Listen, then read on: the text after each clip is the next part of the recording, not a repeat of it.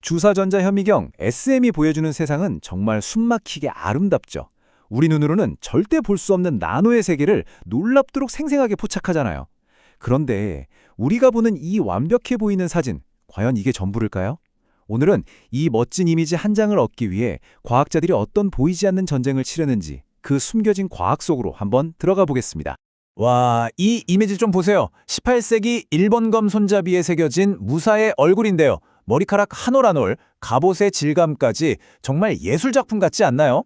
이게 바로 SM의 힘입니다. 전자빔이라는 보이지 않는 펜으로 머리카락 굵기의 10만 분의 1 크기까지 그려내는 기술이라니 정말 대단하죠. 근데 말이죠. 여기서 한 가지 중요한 질문을 던져봐야 합니다.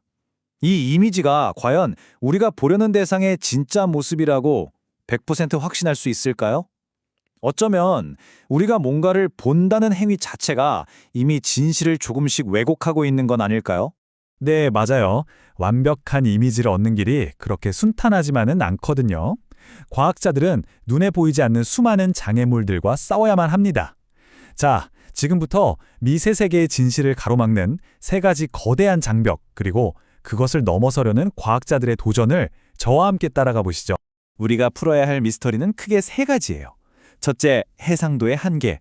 대체 어디까지 더 작게 볼 수 있는 걸까요? 둘째, 대존 문제. 왜 어떤 물질은 현미경 앞에서 자기 멋대로 모습을 바꾸는 걸까요? 그리고 마지막으로 투영 문제. 이 평평한 사진 속에서 어떻게 3차원의 진짜 모습을 읽어낼 수 있을까요? 이 퍼즐들을 지금부터 하나씩 풀어보겠습니다. 자, 첫 번째 관문입니다. 바로 해상도. 우리는 얼마나 작은 것까지 볼 수 있을까? 그리고 그 한계는 어디일까? 이건 단순히 카메라 렌즈 초점 맞추는 거랑은 차원이 다른 문제예요. 해상도라는 건 보통 두 개의 점을 얼마나 가깝게 구별할 수 있나는 능력이죠. 그런데 그보다 더 근본적인 게 있어요. 바로 가시성. 그러니까 일단은 눈에 보여야 한다는 겁니다. 깜깜한 방에서 투명한 유리컵을 찾는다고 생각해 보세요. 배경이랑 구분이 안 되면 아무리 시력이 좋아도 소용없는 거랑 똑같아요. 과학자들은 이걸 하나의 규칙으로 설명해요. 어떤 특징이 눈에 띄려면 우리가 원하는 정보, 즉 신호가 주변의 방해 전파, 즉 노이즈보다 훨씬 커야 하고 배경과 뚜렷한 대비를 이뤄야 한다는 거죠. 쉽게 말해서 시끄러운 시장에서 친구 목소리를 들으려면 친구가 더 크게 소리쳐야 하는 거랑 똑같은 원리입니다. 자, 이 차트를 보면 바로 이해가 되실 거예요. 배경이랑 확 구분되는 특징은 쉽게 보이죠. 근데 이 세 번째 막대처럼 아주 희미한 특징을 보려면 어떻게 해야 할까요? 더 오랫동안 끈질기게 관찰하거나 아니면 훨씬 더 밝은 손전등을 비추는 것처럼 더 많은 에너지를 쏟아 부어야만 겨우 볼 수 있습니다. 결국 최고의 해상도를 얻는다는 건 그만큼의 시간과 에너지라는 대가를 치러야 한다는 뜻이죠. 좋습니다. 이제 두 번째 장벽으로 넘어가 보죠. 이건 정말 아주 흔하면서도 골치 아픈 문제입니다. 바로 관찰 대상이 전기로 우리에게 반격해 올 때 벌어지는 일들이에요. 플라스틱이나 세라믹처럼 전기가 안 통하는 물질에 전자빔을 쏘면 전자들이 갈 곳을 잃고 표면에 그대로 쌓여버려요. 이걸 대전 현상이라고 부르는데요. 이 쌓인 마이너스 전자들이 마치 방어막처럼 뒤따라오는 전자빔을 막 밀어내고 경로를 엉망으로 만들어버리는 거예요. 결과는요? 이미지가 무슨 요술 거울에 비친 것처럼 완전히 찌그러져서 시료의 진짜 모습은 영영 볼 수 없게 되는 거죠. 그럼 이 전기 공격을 어떻게 막을까요? 처음에는 그냥 금 같은 걸로 얇게 코팅을 해버렸어요. 일종의 전기 갑옷을 입히는 거죠. 이게 왼쪽의 전통적인 방식입니다. 그런데 오른쪽의 환경 SEM, ESEM은 전혀 다른 정말 기발한 아이디어를 냈습니다. 바로 챔버 안에 아주 약간의 가스를 채워 넣는 거였죠. ESM의 원리는 진짜 천재적이에요. 보세요. 전자빔이 챔버 안의 가스 분자랑 꽝 하고 부딪히면 가스가 플러스 전기를 띤 이온으로 변해요.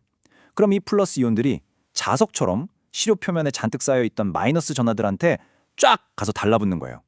그럼 어떻게 될까요? 완벽하게 중화가 되는 거죠. 문제를 일으키던 걸 오히려 문제 해결의 열쇠로 쓴 겁니다. 정말 대단한 발상의 전환이에요.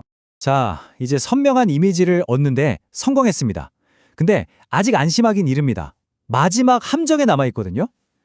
깊이와 높이가 있는 3차원 물체를 이 평평한 2차원 이미지 위에서 어떻게 정확하게 잴 수 있을까요?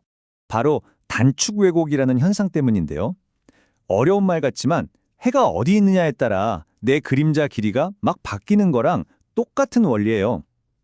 비스듬히 기울어진 표면은 2D 이미지로 옮겨지는 순간 실제보다 길이가 훨씬 짧아 보입니다. 이걸 모르고 사진 위에서 그냥 자로 길이를 재면 당연히 완전히 틀린 값을 얻게 되겠죠. 그럼 이 착시 현상을 극복하고 진짜 3차원 크기를 알아낼 방법은 없을까요? 당연히 있죠. 과학자들은 아주 가까운 곳에서 힌트를 얻었어요. 바로 우리 몸, 우리의 두 눈입니다. 바로 스테레오 이미징 기술이에요. 방법은 의외로 간단합니다. 먼저 한 각도에서 사진을 한 장 찍고 시료를 살짝, 아주 살짝 기울여서 또 한 장을 찍는 거예요. 그럼 어때요? 우리 왼쪽 눈과 오른쪽 눈으로 본 것처럼 약간 다른 두 개의 이미지가 생기겠죠?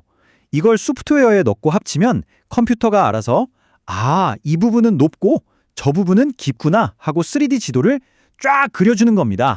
물론 정확하게 재려면 기준이 되는 자가 필요하겠죠. 그래서 과학자들은 이런 표준 시료를 써요.